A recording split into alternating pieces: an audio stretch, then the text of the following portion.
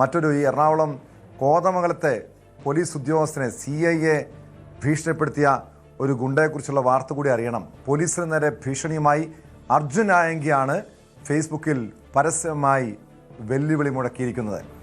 Kothamangalam CIA വെറുതെ വിടില്ല, കായികപരമായി നേരിടും, സമാധാനത്തോടെ പെൻഷൻ വാങ്ങി ജീവിക്കാൻ അനുവദിക്കില്ലെന്നാണ് ഫേസ്ബുക്ക് പോസ്റ്റിലെ ഭീഷണി. ഞങ്ങളുടെ ജീവിതം കീഴ്മേൽ മറിച്ച SHOയെ വെറുതെ വിടില്ലെന്നും നിയമപരമായി വേണ്ടിവന്നാൽ കായികപരമായും നേരിടുമെന്നും അർജുൻ ആയങ്കി ഫേസ്ബുക്കിൽ ഭീഷണി മുഴക്കുന്നുണ്ട്. നവമി ദിനേശ് ചേരുന്നുണ്ട് വിവരങ്ങളുമായി.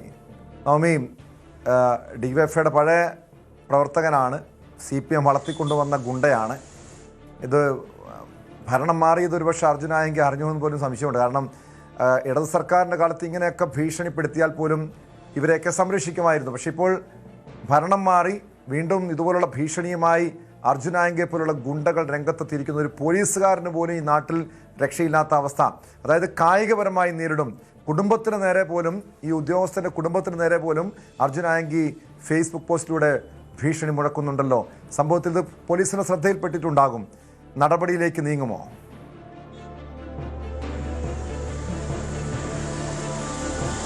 ടോം, ഇത് കോതമംഗലത്തിലെ CI പ്രശാന്തിനെതിരായിട്ടുള്ള ഒരു പോസ്റ്റാണ്. അതിൽ പരസ്യമായി തന്നെയാണ് CIയെ വെല്ലുവിളിക്കുന്നത്. പെൻഷൻ പറ്റി ജീവിക്കാൻ പോലും അനുവദിക്കില്ല എന്നുള്ള തരത്തിലുള്ള പരാമർശമാണ് ഇപ്പോൾ അർജുൻ ആയങ്കി നടത്തിയിരിക്കുന്നത്. ഒരു പരസ്യമായിട്ടുള്ള ഒരു വെല്ലുവിളിയായി തന്നെ നമുക്കിതിൽ കണക്കാക്കാം. ആദ്യം ഈ പോലീസ് ഉദ്യോഗസ്ഥരെ വളരെ മോശമായിട്ടുള്ള ഭാഷയിൽ വിമർശിക്കുന്നുണ്ട്. ആ പോസ്റ്റ് അത് കഴിഞ്ഞതിന് ശേഷം ആദ്യത്തെ ഒരു പാരഗ്രാഫിലൊക്കെ ആ പോലീസ് ഉദ്യോഗസ്ഥനെ വളരെ മോശമായി ചിത്രീകരിക്കുന്നുണ്ട്.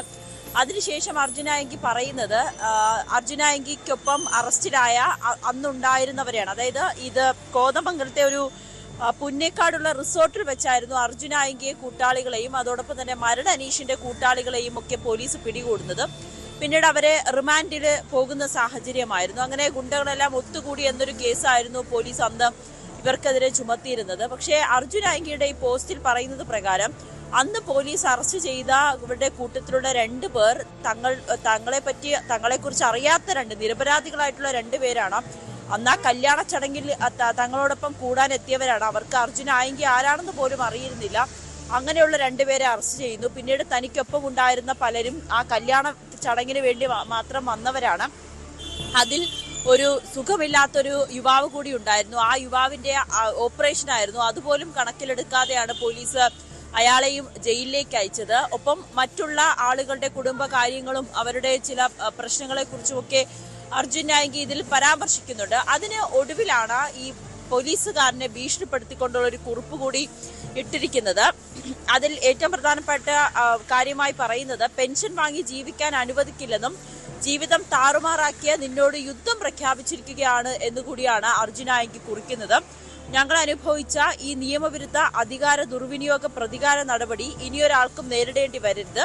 നിന്നെ പോലുള്ള കാക്കിയിട്ട ചെന്തായ്ക്കളെ നിയമപരമായും പോലീസ് ബുദ്ധിയിൽ നിയമത്തിന്റെ കണ്ണി പൊട്ടിച്ച് രക്ഷപ്പെട്ടാൽ കായികപരമായും നേരിടാനും ഞങ്ങൾ തയ്യാറാണ്. നീയും നിന്റെ ഡിപ്പാർട്ട്മെന്റും ഭരണ പാർട്ടിയുടെ ഒത്താശയോടെ ഇനിയും എന്നെ ദ്രോഹിക്കുമെന്നറിയാം.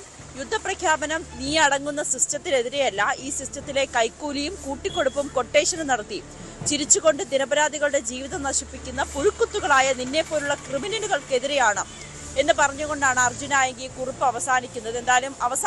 എന്തായാലും ഈ പോലീസുകാരനെ പരസ്യമായി വെല്ലുവിളിച്ചുകൊണ്ടുള്ള ഒരു വലിയൊരു കുറിപ്പ് തന്നെയാണ് അർജുൻ ആയങ്കി കുറിച്ചിരിക്കുന്നത്. അതിൽ അന്ന് അറസ്റ്റ് ചെയ്ത പല യുവാക്കളും അവരുടെ ജീവിത സാഹചര്യം, അവർ നിരപരാധികളായിരുന്നു, ഞങ്ങൾ തെറ്റൊന്നും ചെയ്തിട്ടില്ല, അന്നത്തെ ഒരു കല്യാണ ചടങ്ങിന് പങ്കെടുക്കുക മാത്രമേ ചെയ്തിരുന്നുള്ളൂ എന്ന് പറഞ്ഞുകൊണ്ടാണ് അർജുൻ ആയങ്കി കുറിപ്പ് തുടങ്ങുന്നത്.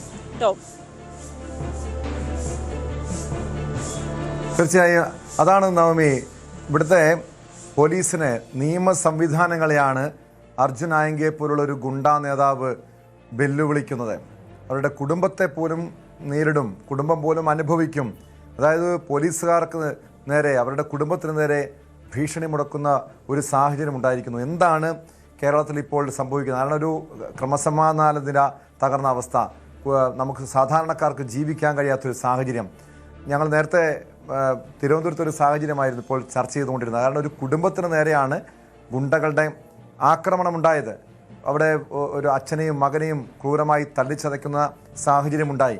നമ്മുടെ ആഭ്യന്തര വകുപ്പ് ഉണർന്ന് പ്രവർത്തിക്കേണ്ട സമയമാണ്. ലഹരിക്കെതിരായ നടപടി പോലെ തന്നെ ഗുണ്ടകളെ അമർച്ച ചെയ്യാനുള്ള ശക്തമായ ഇടപെടലും ആവശ്യമാണ്. പ്രത്യേകിച്ചും തിരുവനന്തപുരത്തെക്കാളും കൊച്ചിയിലേക്ക് വന്നു കഴിഞ്ഞാലാണ് ഏറ്റവും അധികം ഗുണ്ടാ സംഘങ്ങളുള്ളത്, ഗുണ്ടാ തലവന്മാരുള്ളത്.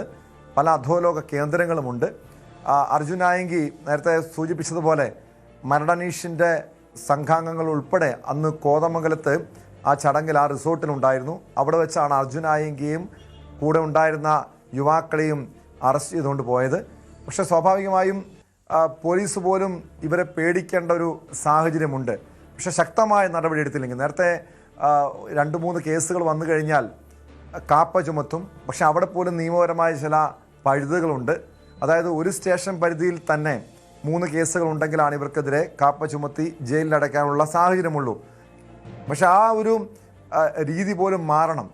ഇതുപോലുള്ള ഗുണ്ടകളെ, ലഹരി കേസിലെ പ്രതികളെ ജയിലിനടച്ച് അവർക്ക് ജാമ്യം കിട്ടാത്ത സാഹചര്യം ഒരുക്കേണ്ടതാണ്. ആ രീതിയിൽ നിയമങ്ങൾ പോലും മാറ്റി എഴുതേണ്ടതാണ്. ഇവിടെ എവിടെയാണൊരു ഇടപെടൽ ആവശ്യമായിട്ടുള്ളത്? പ്രത്യേകിച്ചും പോലീസിനെ പോലും ഇങ്ങനെ ഭീഷണി മുഴക്കുന്നുണ്ടെങ്കിൽ അവർക്ക് പോലും ജീവിക്കാൻ കഴിയാത്ത, ഭയം കൂടാതെ ജീവിക്കാൻ കഴിയാത്തൊരു സാഹചര്യമുണ്ടെങ്കിൽ അടിയന്തരമായ ഇടപെടൽ ആവശ്യമല്ലേ?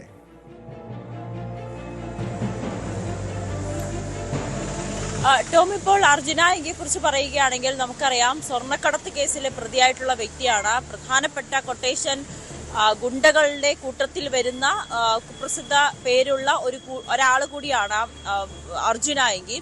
ആ അർജുൻ നായങ്കി ഇത്തരത്തിൽ പരസ്യമായി പോലീസിനെ വെല്ലുവിളിക്കുമ്പോൾ എത്രമാത്രം ധൈര്യമാണ് അയാൾ ഇതിൽ പിന്നിൽ കാണിക്കുന്നതെന്ന് നമുക്ക് ഇത് കുറിപ്പ് കാണുമ്പോൾ തന്നെ അറിയാൻ സാധിക്കും. അയാളുടെ ഒരു CI ആണ് പരസ്യമായി വെല്ലുവിളിക്കുന്നത്. തീർത്ത് കളയും, അല്ലെങ്കിൽ അയാളെ, ഈ പോലീസ് ഉദ്യോഗസ്ഥനെ പെൻഷൻ പറ്റി സുഖമായി ജീവിക്കാമെന്ന് കരുതണ്ട, അത് വെല്ലുവിളിയാണ്, കായികപരമായെങ്കിൽ അങ്ങനെയെങ്കിലും നേരിടും എന്നൊക്കെയാണ് അർജുൻ നായങ്കി ഈ കുറിപ്പിലൂടെ വ്യക്തമാക്കുന്നത്. എന്തായാലും പോലീസ് ഈ വിഷയത്തിൽ ഈ പോലീസിന്റെ കുറിപ്പ് പോലീസിന്റെ ശ്രദ്ധയിൽപ്പെട്ടിട്ടുണ്ട്, ഈ CIയുടെ ശ്രദ്ധയിൽപ്പെട്ടിട്ടുണ്ട്. ഉചിതമായ നടപടി സ്വീകരിക്കുമെന്നാണ് അറിയാൻ സാധിക്കുന്നത്. എന്തായാലും ടോം നേരത്തെ പറഞ്ഞതുപോലെ തന്നെ ഒരു കാപ്പ ചുമത്തുക എന്നതിനപ്പുറത്തേക്ക് ഇവരുടെ ഒരു സംഘം, അല്ലെങ്കിൽ ഈ അർജുൻ നായങ്കിയും സുഹൃത്തുക്കളും, അല്ലെങ്കിൽ ഇവരുടെ കൊട്ടേഷൻ സംഘം എന്ന് പറയുന്നത് അത് വലിയ ഒരു ശൃംഖല തന്നെയാണ്. അവരിങ്ങനെ പടർന്ന് പന്തലിച്ചുകൊണ്ടിരിക്കുകയാണ്. അപ്പോൾ ഒരു അർജുൻ നായങ്കിയെ മാത്രം പിടിച്ചാൽ, അല്ലെങ്കിൽ അയാൾക്കെതിരെ കാപ്പ ചുമത്തിയാൽ മാത്രം ഈ പ്രശ്നം തീരുമെന്നൊന്നും തോന്നുന്നില്ല. എന്തായാലും പോലീസ് ഉദ്യോഗസ്ഥർ പോലീസിന്റെ ഗൗരവമായി തന്നെയാണ് ഈ ഒരു കേസിനെ കണക്കാക്കുന്നത്, ഈ ഒരു കുറിപ്പിനെ കണക്കാക്കുന്നത്. ഇനി എന്ത് നടപടിയാണ് പോലീസ് സ്വീകരിക്കാൻ പോകുന്നത് എന്നാണ് ഉറ്റുനോക്കുന്നത്. എന്തായാലും പ്രത്യേകിച്ച് കൊച്ചിയെ സംബന്ധിച്ച് ഗുണ്ടകളുടെ ഒരു കേന്ദ്രമായി മാറുന്ന ഒരു ഇടമാണ് പലപ്പോഴും ഈ വൈറ്റ്ലയിലെ ബാറിലും കലൂരിലെ ബാറിലുമൊക്കെ ഗുണ്ടകളുടെ ഒരു ആക്രമണവും പിന്നീട് നടക്കുന്ന സംഭവങ്ങളൊക്കെ നമ്മൾ കാണുന്നതാണ്. അപ്പോൾ പോലീസിന്റെ ഒരു ശ്രദ്ധ വേണ്ട രീതിയിൽ ഇവർക്ക് നേരെ ഇല്ല എന്ന് തന്നെ പറയാൻ കഴിയും. പോലീസ് പലപ്പോഴും പറയുന്നത് പെട്രോളിംഗ് ശക്തമാണ്, പക്ഷേ പോലീസിന്റെ ആളുകളുടെ കുറവ്, ഈ പോലീസിലെ അംഗങ്ങളുടെ കുറവാണ് ഇവരെ കൃത്യമായി നിരീക്ഷിക്കാൻ കഴിയാത്തതെന്നൊരു വിശദീകരണമൊക്കെയാണ് പോലീസ് ഉദ്യോഗസ്ഥർ പലപ്പോഴും പറയുന്നത്, ഒരു വീഴ്ച സംഭവിക്കുമ്പോൾ പറയുന്നത്. എന്തായാലും ഒരു പോലീസുകാരന് നേരെ തന്നെ ഇത്തരത്തിലൊരു ഭീഷണി വരുമ്പോൾ അത് വളരെ ഗൗരവത്തോടു കൂടി തന്നെ പോലീസ് ഇതിനെ കണക്കാക്കുമെന്നാണ് പ്രതീക്ഷിക്കുന്നത്. യെസ്, അതാണ് നവമി സൂചിപ്പിച്ചത്. ഏറെ ഗൗരവത്തോടെ കാണേണ്ട വിഷയമാണ്. അടിയന്തരമായി ഈ വിഷയത്തിൽ നമ്മുടെ പോലീസിന്റെ ഇടപെടലും വേണം.